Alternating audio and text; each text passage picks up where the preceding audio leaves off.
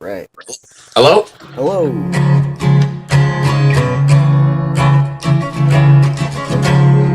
There we go. All right. Well, thank you guys so much for taking the time to talk to me today. Yeah, no problem, man. Sorry, what's your name? Dick NutButt. Let's see here. First question. So the one that caught my eye first for you guys was short from March, I believe, that I saw was posted on Facebook. It was amazing. Totally gory. It was disgustingly great. Perfect. So what got you guys interested in film production? I think, well, Gigi, myself, and our other partner Luke, you know, we're all big fans of horror, and I think when Gigi and Luke met together at film school, Luke was one of the inspirations for Gigi to get into horror, and then Gigi met me, and then I got in, and I think is when you find a great collaborative team that can work together and bring a vision to life, I think it just makes it that much more fun to be a part of film production and, you know, telling visual stories and showing that on screen. I think it's a great opportunity for us to build ourselves and our name, and it's something that we thoroughly enjoy, and that's like the whole part of film production, is just creating something for you people like you and the audiences around the world to see our work, and something it's got some different look to it, which you can always identify a Luchagore film, right? And, you know, referencing the Easter one, it's crazy and it's out there, and yeah, it's disturbing in some sick twisted way, right? So I guess one thing that's very cool about Luchagore is that everybody in our team is a full team, and everybody is obsessed with horror. Everybody loves it. So that totally helps out when we go into filmmaking, that we just love to keep doing it. Sure, we don't get paid now, but you know, the love for horror, I think it's very obvious when we make our work. Even with our writer Shane, who he's the one that's the most fucked up in my opinion, because he's the one that writes all that crazy stuff. it's crazy. Like, it shows, right, in every department how much we just love the genre. Yeah, I luckily had a chance. I finally got some free time to go back and watch some of the videos that you guys got up on the website. Like also the Santa Claus one. That one was, I loved it. Honestly, everything that I watched on there, it was, I was like, all right, I gotta do a couple more things, but I'm gonna go back and watch more of it. Yeah, well, we'll hook you up with a few more that are not on there. So Yeah. Awesome. Yeah. So, who has been your guys' biggest inspirations in horror? Oh, definitely Rob Zombie for me. Like, he changed my mind about horror, actually, because I mean, at first I enjoyed it. I would watch horror, and I wouldn't, not that I wouldn't take it seriously, but I just didn't care for it as much until I met Luke, our other partner in film school, and he was like, "You don't know Rob Zombie? Let me teach you." Like, what the hell? So he showed me all his films, and I was blown away.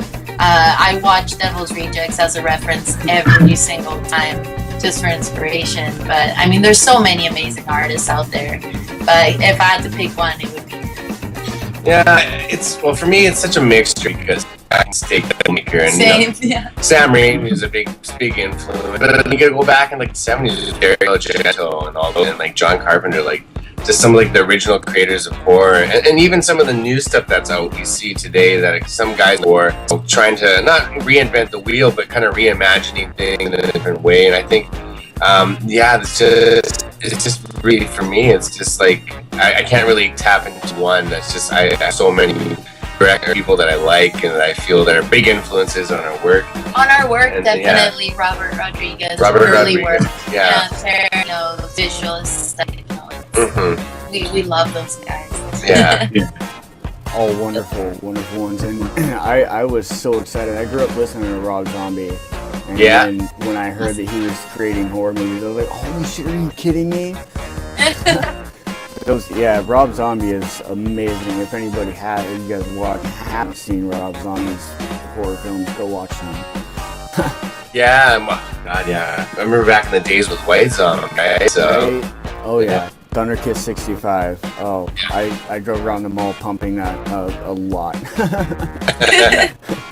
So, let's see here. So, I know personally, I've spent like maybe a couple hours on producing something and up to a couple days doing something. What's the shortest and the longest?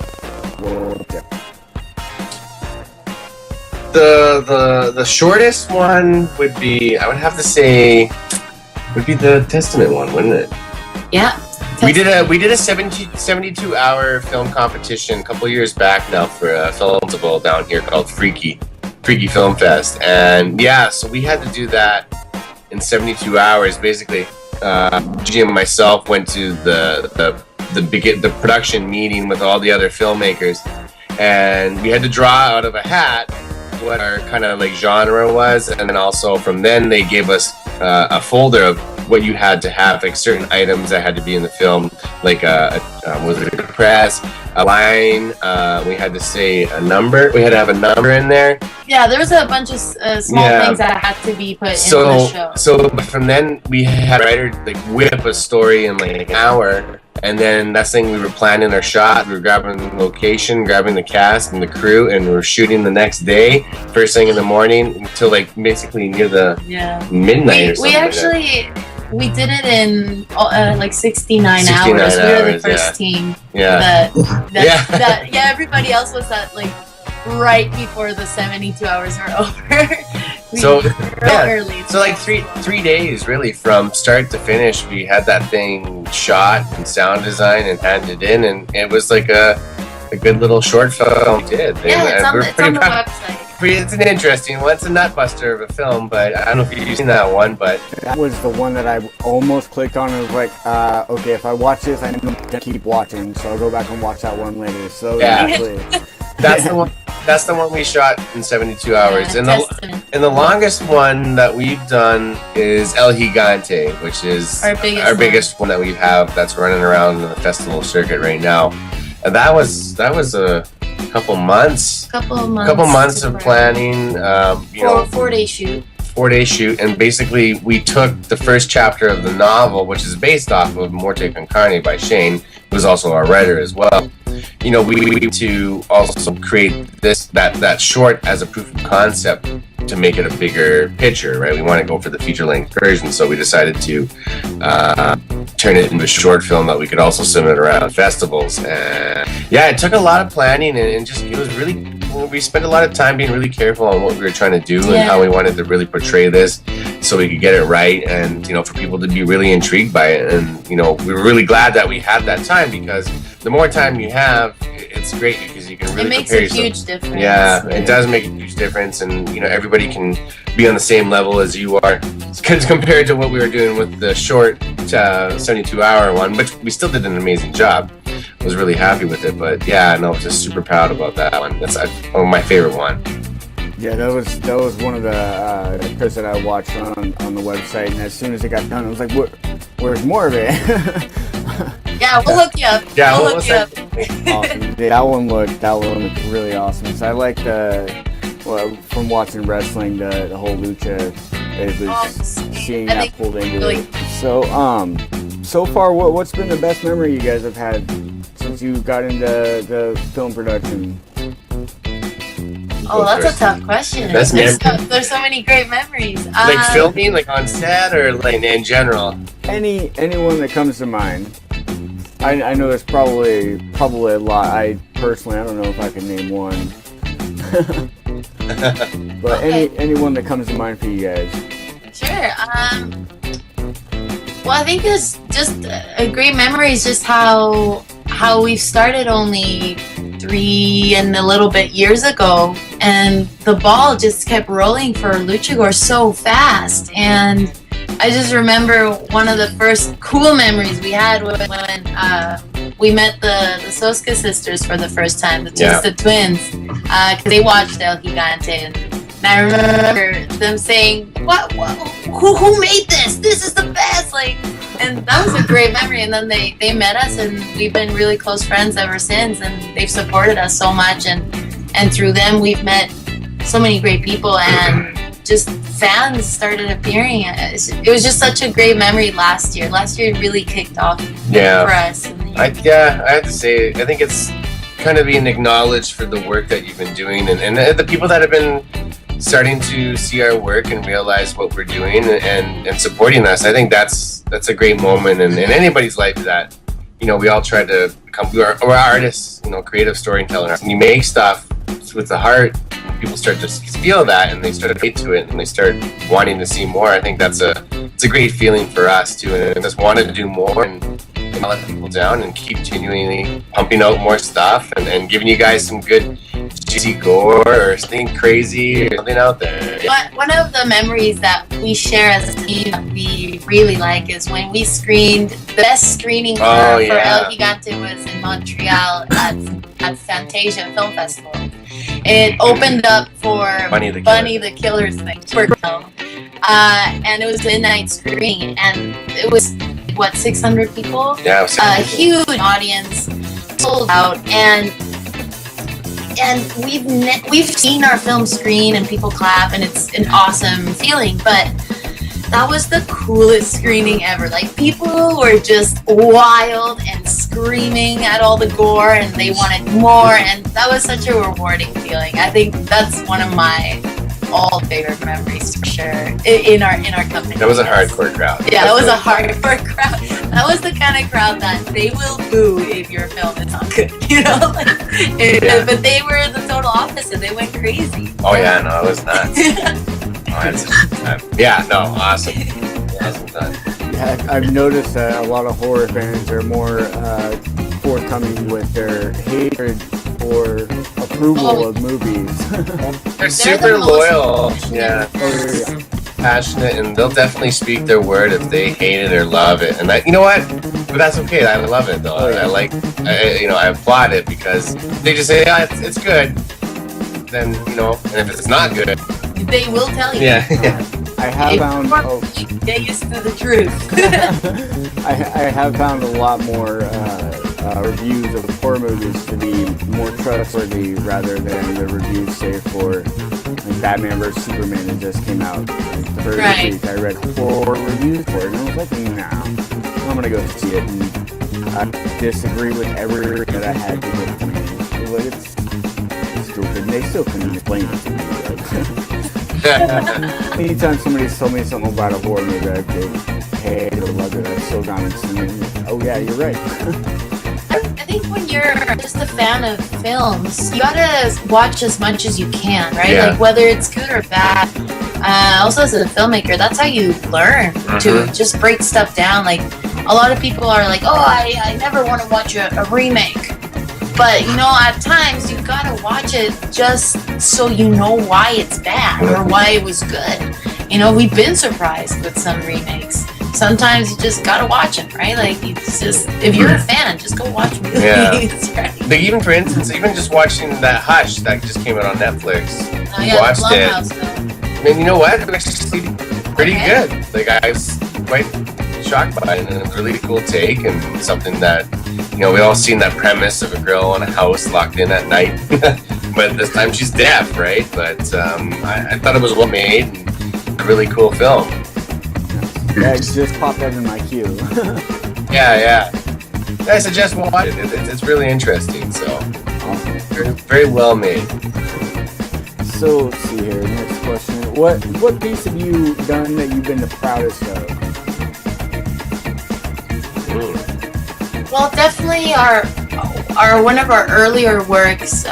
When Luke and I were still in school, we finished. There's 2. Well, there's lots, but I'm proud of everything we've done because we finish it. You know, we finish our work, and that's a big accomplishment. But when we were finishing school, we made a short called Day of the Dead, Dia de los Muertos, and that little, you know, student film short, it went on to be part of an anthology that's on Netflix now, Mexico Barbaro.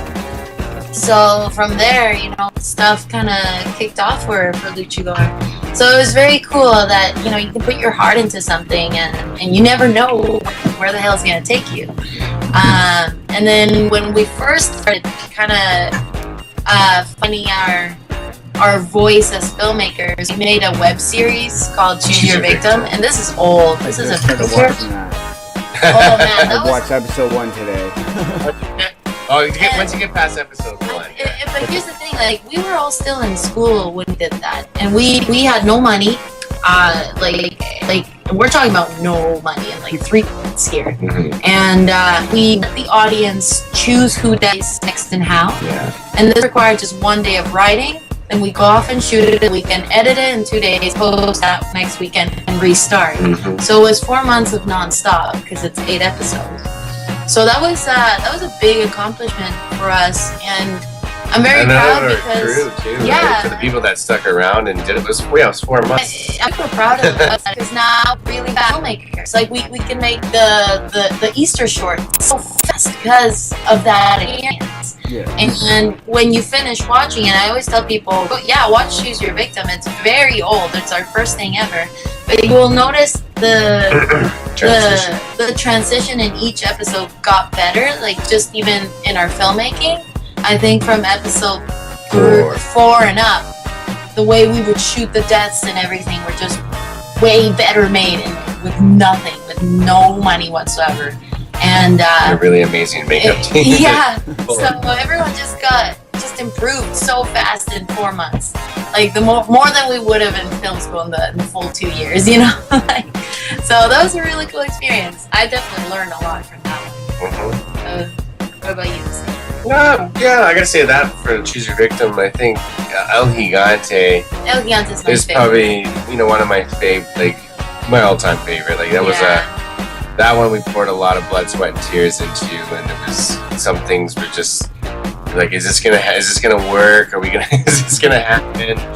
And then after we finished shooting, it was like a huge relief, and I got to the end for it. But just from that, from everybody, the whole team coming together to really make this project come to life and see it go so far. It's our only short film that really created a buzz itself, and that it's very cool feeling. Yeah, no, I think that's like one of my most memorable films that we did. It was a lot of work, but it paid off in the end, and we're just happy that people enjoy it, want more, right? So other people keep asking, like, when's it happening? And it's like, we're still working on it. Yeah, a couple other good things have come our way, but we're still working on it.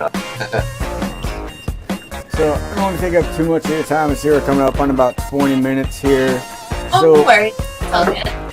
Are there any plugs you'd like to give to the viewers, or any advice you'd like to give to any aspiring producers, film directors? I think it's a matter of if you're a director or a producer. I think it's just really finding that team, having a really cool story that you can bring people together, and a really good vision. Because what I find, what Gigi always says is that, like, if you have an idea, just do it. Find the people that want to do it. If you get it out there, because people are going to critique you. Maybe they're going to bash you, or they're going to give you advice, but it's going to make your filmmaking in the long run. And you keep going and just networking with people and attend festivals. And I think, over time it will help. It's a hard process. It's really daunting because, we do this on our own time. We're getting paid for it. So it's like it's on stuff that we do on the weekend, but we want to take care of our team. And that's one of the things is we treat others with respect, and we always try to make sure that they're welcome on our sets and that they're a part of this. It's just not they're there to help us. They're a part of this vision that we do. And I think it's something that, just really following your gut instinct and just strong on my vision. That's what I would just take out of it. Yeah. It's something we always share as a team for anybody starting out. We always say, don't be afraid of failure, because it's such a competitive field, filmmaking. You just can't be scared that you're gonna fail, because you will at the start. You have to face that, but you have to take it as an advantage every time you fail, because the advantage is you learn from it. You learn what you did wrong and where you can improve. And I swear, it's such a cliche thing to say, dream big, have your passion high, but it does work, you know, because it's just, it makes every show you make that much better. And as Raynor said, even if the first audience is just your family in the garage, pretty time the audience is going to get bigger, as long as you finish your work and make a new one. Take advantage of the resources you have. You know, a lot of the times that I noticed in film school, a lot of the film students, they wanted to do extremely ambitious short films. And I'm talking about like really ambitious, right? Stuff that's like, yo, you're not like, you know, James Cameron yet, right? You want to just look what's around you. Keep in your family. Use locations you can get for free. Use family or friends that, you know, can act, or just a couple $100 to make cool makeup. Whatever, but use what's around you to your advantage. You know? I think also, if your script is like asking crazy action sequences that you know you can't pull off, don't do it. Simplify it so you can do it and still make it look cool, because I think that's one thing we find that people have, you know, just seeing Gigi as like, is that, you know, high ambitions and really intense scripts. You know, you still can do that, just you need to tone it down first and then you work your way up. Because, you know, it's almost, you know, some people can do it. I know we've seen people do it, but I know everybody sometimes wants to be like that. And I think, you know, not to say play it safe, but you just do that. Yeah, find your voice. Yeah, exactly. Find your voice, find your style. I think it's so important to just find who you are. It took myself as a director, it took me a while. It took me a couple shorts, a whole web series to figure out who I am, you know. But it's so worth it at the end. So just keep going. Yeah, we're always looking forward to seeing new stuff as well, because I think that's the one thing for us, is that always to see new people for ourselves coming out with crazy new ideas. It's a huge inspiration, because it makes you want to go do something next that, you know, you can just be like, I want to do that, I want to do something like this, and just make it look crazy. Exactly. Oh yeah. All right. Well, thank you guys again so much for coming on. This is the season finale of season 1 for our celebrity interviews. So thank you guys. Awesome. Count with us anytime you need. Yeah, definitely. We'll send you some of the links for you to enjoy. Yeah, definitely. Yeah, you can definitely check out Gigante and our most recent one, Madre. Yeah. You'll enjoy those. Well, thank you guys again so much, and maybe we can do another interview with you guys here in a few months and see where you guys are with the feature and what you guys been up to. We got some big stuff coming up. Yeah, hopefully soon tuned. we can announce that, or it can be announced soon. So. Well, yeah, we got something we've been up to for the last little bit, so hopefully soon we can tell the world what the heck it is. Oh, yeah. We'll be on the lookout for it so we can share it when it comes out. Great, awesome, thank you.